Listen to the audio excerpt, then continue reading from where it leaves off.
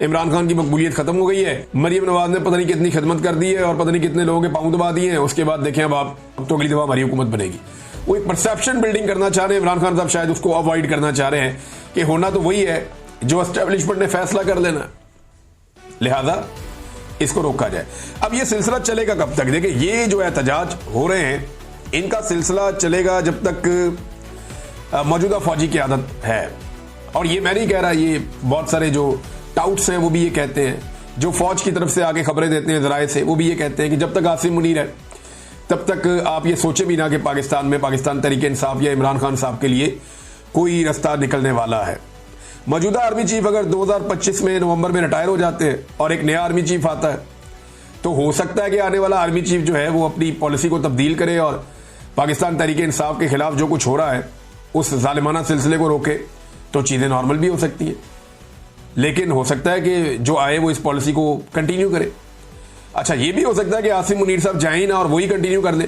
तो अगर आसिम मुनीर साहब कंटिन्यू करते हैं तो फिर ये तो सबको पता है कि जो उनकी पॉलिसी है वो तो तब्दील होनी नहीं है। ये पॉलिसी खौफ पे मबनी है क्योंकि एस्टेब्लिशमेंट को ये लगता है कि इमरान खान उनके रास्ते की सबसे बड़ी दीवार है और अगर उनके लिए कोई मुसीबत खड़ी कर सकता है तो वो इमरान खान है।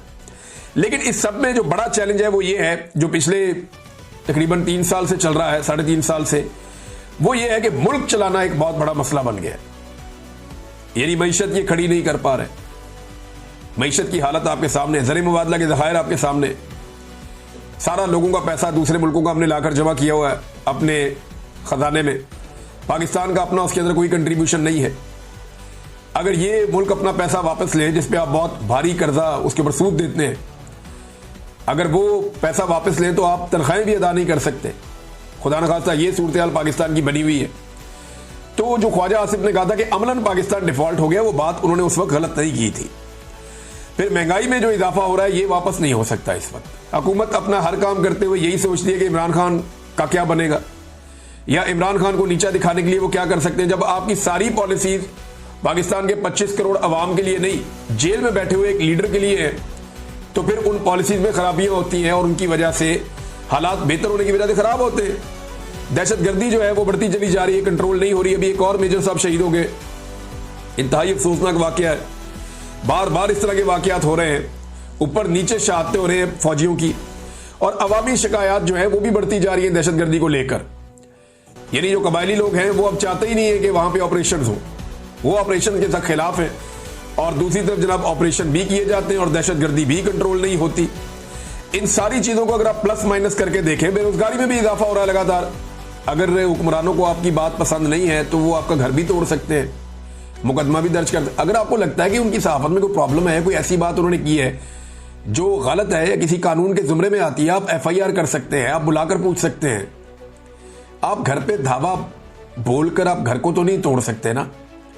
अब ये तस्वीर शेयर की हुई है राय साकिब साहब ने, मुझे बड़ी तकलीफ हो रही थी। इससे पहले यानी कभी ऐसा नहीं होता था, सहाफियों पे ज्यादा से ज्यादा कोई इंक्वायरी लग जाती थी, कोई शोकाज आ जाता था इदारे की जानिब से, या कोई चले मैक्सिमम FIR हो जाती थी। अब तो कत्ल कर देते हैं, गायब कर देते हैं, घर बार तोड़ देते हैं, घर वालों को उठा लेते हैं, उन पर तशद्दुद करते हैं। यानी इतनी फस्तायत तो हमने कभी डिक्टेटरशिप के दौर में भी नहीं देखी थी जो अब हम देख रहे हैं पाकिस्तान में, बदकिस्मती से। नाज़रीन, एक डेवलपमेंट और हुई आज के दिन में, वो पाकिस्तान तरीके इंसाफ के अरकान पार्लियामेंट ने सुप्रीम कोर्ट तक एक एहतजाजी मार्च किया। इनके हाथों में जो है वो इन्होंने प्ले कार्ड उठाए हुए थे और उस पर इमरान खान के हक में नारे लगा रहे थे और साथ जो ज्यादती और जुल्म हो रहा है पाकिस्तान में उसके खिलाफ आवाज उठा रहे थे। तो पाकिस्तान तरीके इंसाफ को इस किस्म की एक्टिविटीज रेगुलर बेसिस पे करनी पड़ेगी और रोजाना वो करेंगे तो एक इम्पैक्ट क्रिएट होगा, वरना एक एक करके सारे MNAs तो वैसे ही खत्म हो जाएंगे।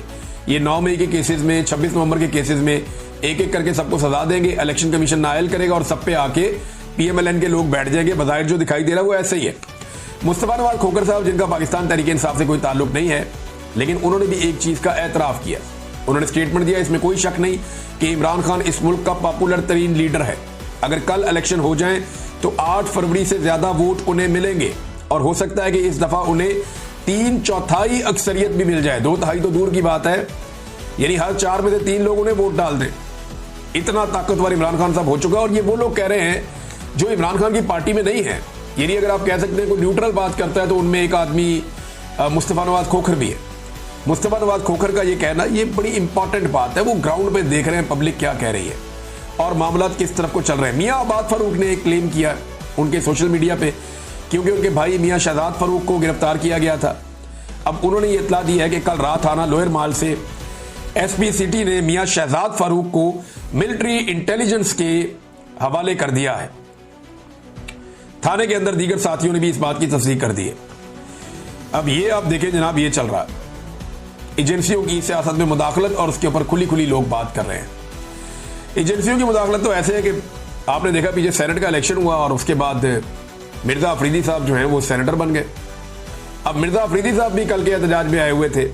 जो गंडापुर साहब के साथ हुआ वो तो मैंने आपको बताया पिछले वीलॉग में, लेकिन मिर्जा अफरीदी साहब के चंद मनाजिर मैंने देखे और फिर मुझे पाकिस्तानी कौम पे तरस भी आया और इन सरमायादारों पे मुझे दोबारा से गुस्सा भी आया।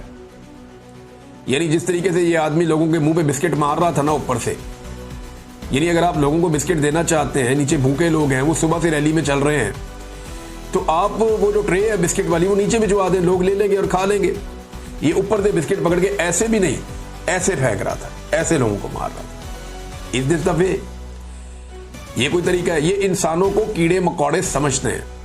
ये सरमायादार, एस्टेब्लिशमेंट, ब्यूरोक्रेट्स, रवायती सियासतदान, ये पाकिस्तानी अवाम को जो है ये समझते हैं ये कीड़े मकोड़े, और ये हमारे लिए नारे लगाएंगे। ये एक बिस्किट के ऊपर, एक बिरयानी की प्लेट के ऊपर, ये थोड़े से पैसों के ऊपर, 2-4 हज़ार के लिए, थोड़ा सा अपना छोटा सा काम करवाने के लिए, एक नौकरी के लिए सारी जिंदगी हमारी गुलामी करेंगे।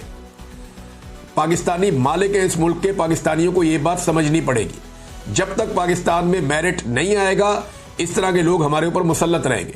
और ये तोहफा पाकिस्तान तहरीके इंसाफ ने अवाम के ऊपर मुसल्लत किया है, जो ऊपर से बिस्किट लोगों के ऊपर ऐसे फेंक रहा है जैसे एहसान कर रहा है। और जेल में बैठा हुआ कैदी नंबर 804 कह रहा है कि माफी मुझसे मांगो। इमरान खान साहब का जो ये ट्वीट है ना, ये बड़ा खौफनाक है। पहले ट्वीट में आपको पढ़ के सुनाता हूं, आप जरा आपको आइडिया हो जाए कि मामला की इंटेंसिटी कहां पे है। देखिए, बहनें मिली लंबे अरसे के बाद, अलीमा खान साहबा और बाकी लोग जाकर मिले, पार्टी के लोग भी मिले, तो जैसे ही मिले वैसे ही जो इमरान खान साहब का ट्वीट है उसकी शिद्दत आपको बताएगी कि आज इमरान खान साहब कहां खड़े हैं। इमरान खान साहब ने ये 2 हिस्सों में उनका ट्वीट छपा है उनके अपने ऑफिशियल ट्विटर से। वो कहते हैं कि आसिम मुनीर, पहला लफ्ज ही आसिम मुनीर है। आसिम मुनीर में ताकत की बहुत भूख है, इसीलिए इसने बदतरीन आमरीयत कायम कर रखी है। मुझसे माफी का मुतालबा करने के बजाय आसिम मुनीर को मुझसे माफी मांगनी चाहिए। 9 मई उसी ने करवाई जिसने सीसीटीवी फुटेज चुराई। इस वक्त 9 मई आसिम मुनीर की इंश्योरेंस पॉलिसी है। मुल्क में हाइब्रिड सिस्टम नहीं, आसिम मुनीर की डिक्टेटरशिप कायम है। इसीलिए ट्रंप ने शहबाज शरीफ की बजाय आसिम मुनीर को बुलाया है। फस्तायत और जबर में तमाम हुदूद पार करते हुए मेरे खानदान के गैर सियासी लोगों को मुसलसल निशाना बनाया जा रहा है। 3 माह में मेरी महज 3 मुलाकातें करवाई गई हैं।